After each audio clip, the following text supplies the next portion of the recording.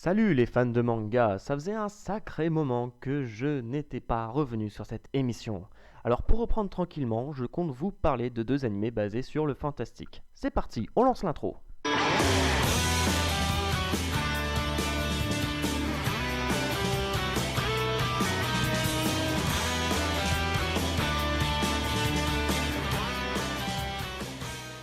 Premièrement, je vais vous présenter Kyuuke no Kanata, dont l'auteur est Juki Hanada, connu comme étant le scénariste de No Game No Life. Alors, que nous raconte cet animé? Dans le monde des esprits, nous suivons Akihito Kanbara, un lycéen mi-humain mi-yomu. Il est capable de guérir de ses blessures très rapidement.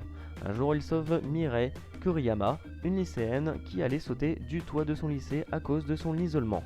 En effet, elle est dotée d'une capacité unique, elle peut manipuler le sang.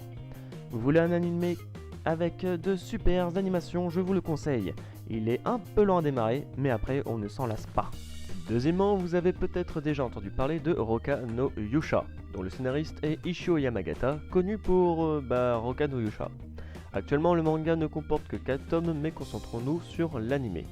Quand le Majin, dieu du mal, se réveille, la déesse du destin choisit 6 guerriers et leur accorde la puissance de sauver le monde. Il est dit que sur le corps de chacun des 6 guerriers, une sorte de fleur y apparaîtra.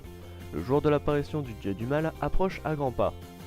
Un jeune garçon nommé Athlète s'autoproclame être l'homme le plus fort du monde, et qu'il a soi-disant été choisi pour être l'un des héros. Cependant, 6 autres personnes disant être des héros apparaissent, cela signifie que l'un d'entre eux est un imposteur. Mais qui? Personnellement, j'ai vraiment hâte de voir une suite, et j'ai bien aimé la première saison. Alors, histoire à suivre, franchement c'est un animé qui se base sur beaucoup de fantastique, et puis forcément avec du suspense, savoir qui est l'imposteur, très sympa à voir. Voilà pour ces deux animés, ça faisait un moment que je n'avais pas fait de moment manga, on va éviter de dire que ça fait 2 fois moment.